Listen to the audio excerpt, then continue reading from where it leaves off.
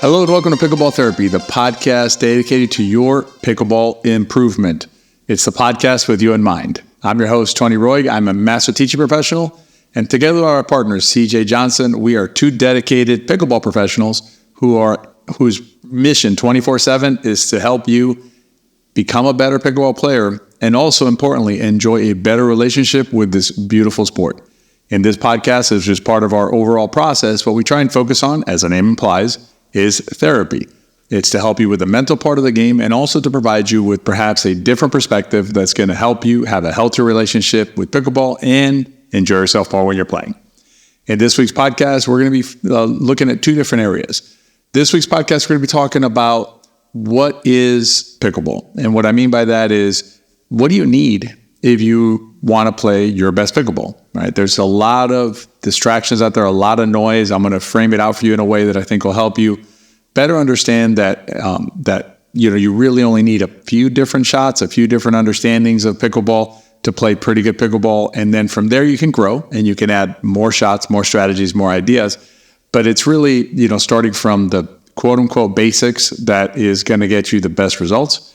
And then in the riff, I'm going to talk about freeing your body and your mind when you play. This is an area that I see more and more as I coach more and more. I see it more and more, which is players feeling kind of trapped inside their own bodies and trapped inside their own minds. So that's what we're going to talk about today in the riff.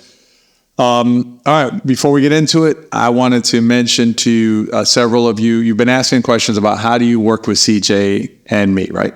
What opportunities are there to work with us in addition to this podcast, which is a great way to interact with us, and also our YouTube channels, Into Pickle and Better Pickleball. Two good ways to see some of what we have, what we're thinking and what we're cooking up about the game.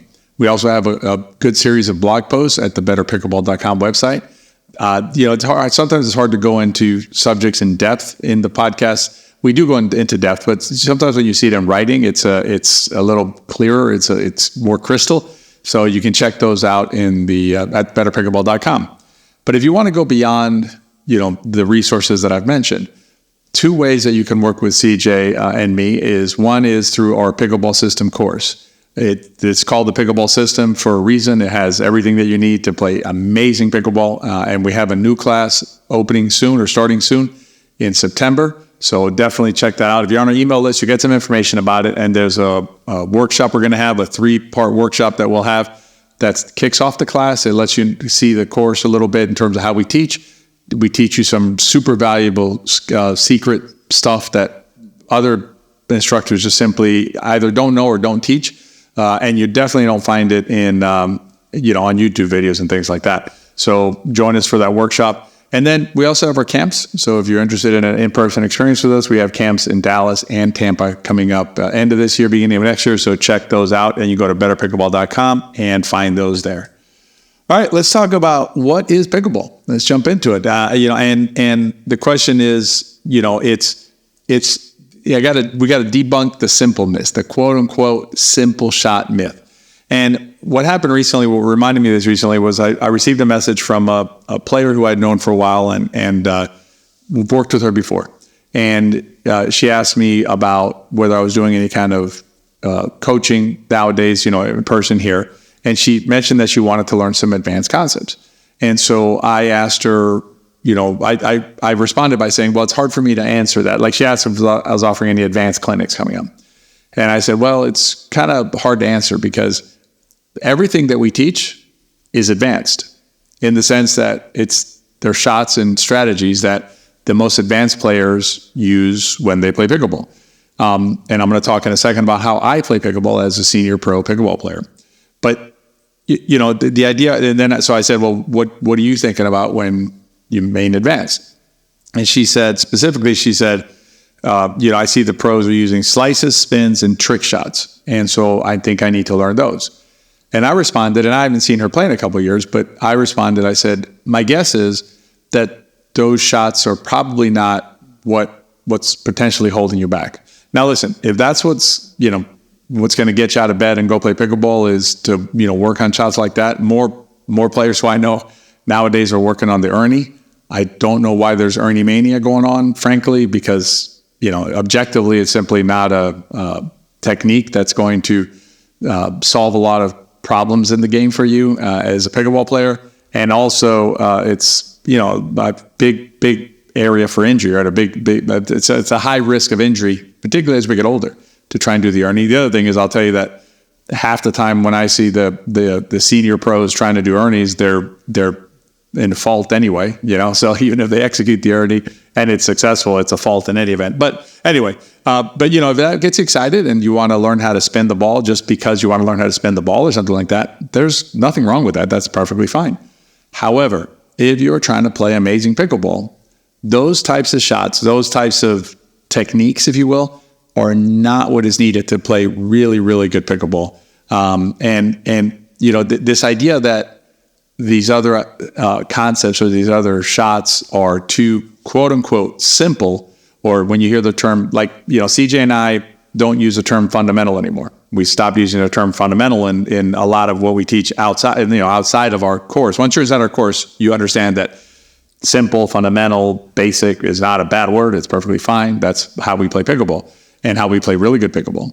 But, outside, we've stopped using the term fundamental because players shy away from it. They'll turn their back on it and say, no, I'm not a beginner. I don't need that. That's a misunderstanding of the use of the phrase fundamental or even simple.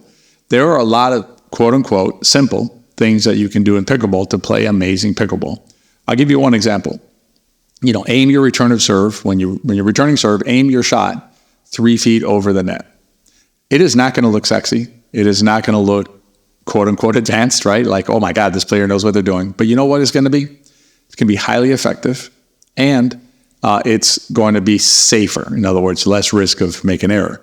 It's actually, if you think about it in terms of pickleball IQ, if you want to use it that way, a higher, deeper return of serve is a higher IQ shot than a super low hard shot over the net. It just, if you on all metrics, if you look at it, it's a shot that makes more sense, i.e., a higher IQ shot. To an untrained eye, it may look simple, like, oh, that player doesn't really know how to hit a good return of serve, so they hit that shot. That's just a misunderstanding or a misreading, if you will, of the value of that shot in that situation. And again, it's this myth that doing things simply is just not the way to advance as a pickleball player. Just nothing could be further from the truth. And there's a quote that CJ and I like to use when we have our camps that we use with our campers, which is that, it's Bruce Lee said this. So Bruce Lee said, I fear not the fighter who has practiced 10,000 kicks one time. I fear the fighter who has practiced one kick 10,000 times. And so the idea is that the second fighter that we're talking about, the one that we should fear, is the fighter who may only know how to do one kick, but man, that fighter can do that kick amazingly well. I mean, that's just really good dominance over that kick. The other fighter may have tried 10,000 different kicks, but doesn't know how to do any of them particularly well. As a pickleball player, if you can learn how to do the quote unquote basics well, and do them over and over again. And that's what I told the player who reached out about the advanced. I said, at the end of the day, good pickleball is about doing the quote unquote boring or simple or fundamental, whatever phrase you want to use with it or to describe it. Doing those things well and then better over and over and over again. That is how you play amazing pickleball. And let me segue now into how I play pickleball. What do I do when I play pickleball? Now, do I hit some, I guess exciting sort of shots? Sure. I come from tennis, so I have a pretty good forehand drive. If I see a little, an opening on a switch on a stack or something, I'll drive the ball in there and it looks cool. I mean, it's like nice, it's a clean winner. That works sometimes. But I will tell you this, the vast majority of the shots that I'm hitting are quote unquote simple shots, shots like the dink. Because when you hear the term third shot, a third shot is really just a long dink. And I say just, I don't mean that as a negative, that's what it is. It's a dink that's hit from the baseline. When you see me hit like an NVZ lob, you know what that is? That's just a high and deeper dink hit from the NVZ line, non-volley zone line. So, when you see the shots that I'm executing in pickleball, I will almost always, I would say 90% of the time, I am returning to the spot that we tell you where to return. And we're going to show that to you during the workshop. I'm going to show you one spot that'll take care of your return or serve. You don't ever have to think about it ever again. You can now start using your mind and your time to focus on other parts of the game that are still quote unquote simple, but still but important building blocks to having an amazing game. And but anyway, so the idea is that you start simplifying the things that you need to worry about, and a return or serve is one that you can simplify. And I hit my return or serve there as a senior pro player the vast majority of time. I'm not trying to win the rally on the return or serve, which is what a lot of players do. And let me explain to you a little bit of why a low hard return or serve, although looking sexy, is not the kind of shot you want to hit. Number one, you're risking the net. Never want to risk the net. Right? That you have control over that, and you can decide, no, I don't want to risk the net. So I want to hit it higher over the net, right? So that's number one. Number two is the faster I hit my return or serve, in other words, the more pace I have on my shot, the faster the ball comes back to me or to my team. That means I have less time to do what? Get up to the non-volley zone line. So when you're watching a player who, and it happens a lot, you get newer players, maybe from tennis, maybe younger players, they're blasting their returns of serve. It looks cool. I mean, it looks really neat. It is not a very effective shot, big picture. So, that's an example of how you can think about simplifying your strokes, getting yourself a higher safety margin, but yet being the most effective shot that you can hit. So join us for the workshop, and I'll show you on the board, on our court board here in the office where I do in my studio where I do the podcast. I'll show you exactly where to hit your return or serve.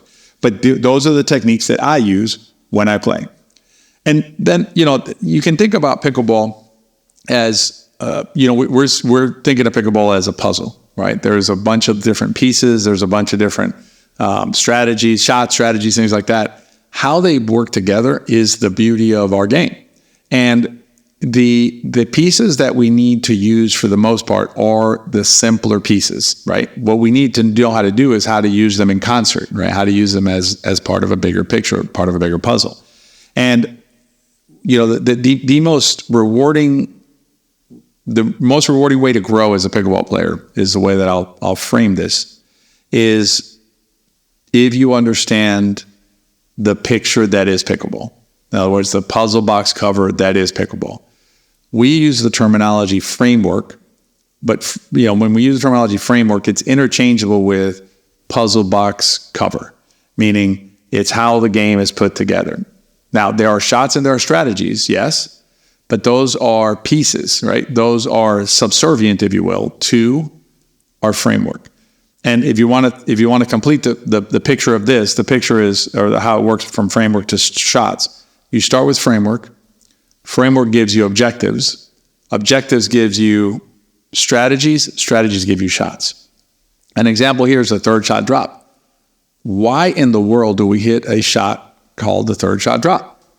We hit it because the framework of the game creates an uneven position of power on the court at the beginning of the rally, which is the third shot. Serve and return, I understand, are before that, but those set the stage. The rally actually begins in earnest at the third shot. And again, this is part of understanding the framework. The reason we hit that shot there is because of an imbalance of power created by the rules, which is the framework. Once you start thinking about pickleball that way, and understanding that view of pickleball, or that perspective, a vantage point of pickleball, it just it radically changes your relationship with the game. You appreciate it much more. You appreciate the nuances of the game much more. And you're able to see the game much differently than you do if you don't understand that, how the puzzle is put together. You don't have that puzzle box. And there are two ways that you can get a puzzle box that I can come up with. One is, three maybe. I'll give you three. One is you can study the game like CJ and I do. You can spend years, as we have. I think it's going on 7, 8 for CJ and about 5, 6 for me. And you can develop your framework of pickleball. There's nothing wrong with that. You're welcome to do that. That's what we did. You can also perhaps with a local instructor over a period of years, the same thing. Now, you would need to find an instructor who's willing to share, well, not just willing, knows the framework and is willing to share the framework. The unfortunate reality is this does not apply to every instructor. Please don't send me emails if you're an instructor saying, I teach this, because I'm sure there are some of you who do. But the reality is that the majority of instructors either do not know framework or don't teach framework. Whatever, that's their choice in how they teach. It is a limiting, from our perspective, it limits the student if you're not taught framework. So CJ and I will always teach you framework. And I can tell you that you will find framework. If you join our workshop coming up in September, you will get a good view as to how framework works, and you'll see a part of the puzzle that perhaps you don't currently see. And inside the pickleball system, that we teach you framework in there.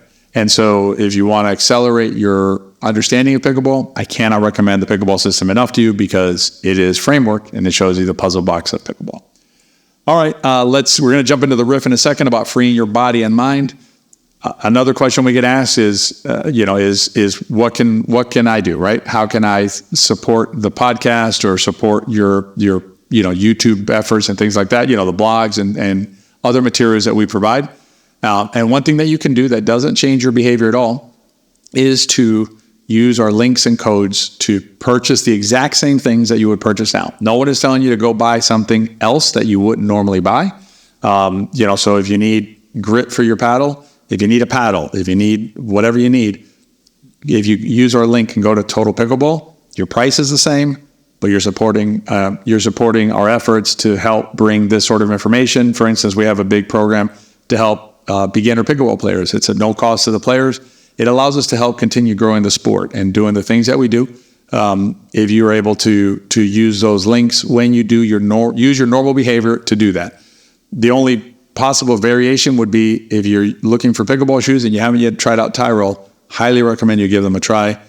We have a code BP10 that you can use to purchase your shoes, and you'll get a discount, and you'll be supporting us as well as getting the best shoe for pickleball from our perspective, and it's a shoe that CJ and I use. So that's how you can support the podcast and everything else that we do. All right, let's jump into the riff. So the riff this week is about your body and your mind, and specifically about freeing it.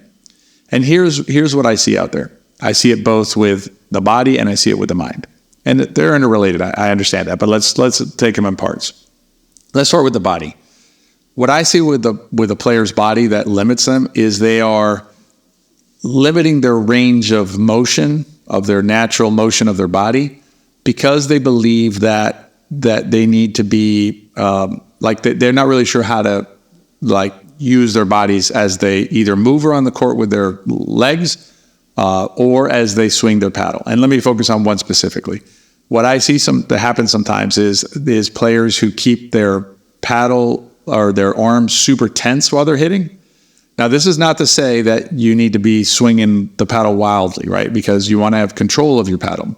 But there's a fine line. I mean, think about Goldilocks, right? You have the hot paddle swing, the cold paddle swing. You want to find that warm paddle swing. The hot paddle swing would be when the paddle's flying around all over the place, right? That can cause a lot of errors. But a cold paddle swing is also, could be problematic, and it's limiting, right? It limits your motion. And you want to find that warm paddle swing, which is compact stroke, but where you're relaxed and loose while you're executing the shot. If you're a player who notices that your shoulder and your arm are very tense while you're playing, consider going to the wall or taking a bucket of balls to the court and just hitting balls to any spot on the wall or on the court. Free yourself, right? Aim for things you wouldn't normally aim for. These shots do not have to be perfect dinks or perfect third shots or serves or anything. Aim anywhere not even on the court, off the court. Aim at the fence. Aim at the court next to you if there's somebody on it. Things like that.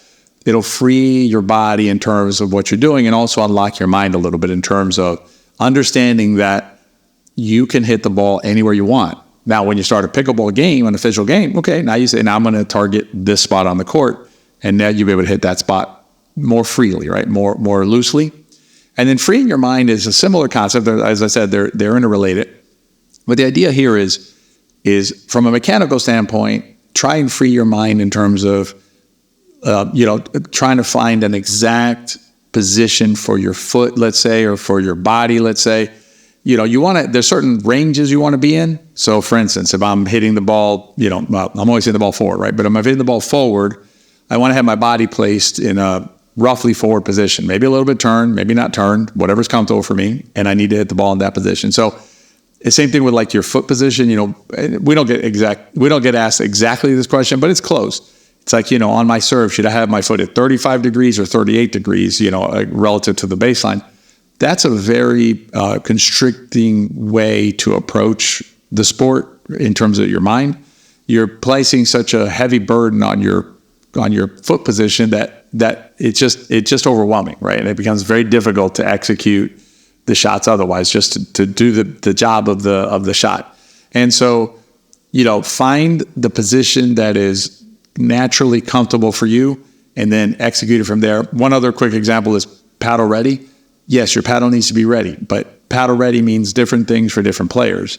And this is where you can just free your mind from the constraints, mechanical constraints of that.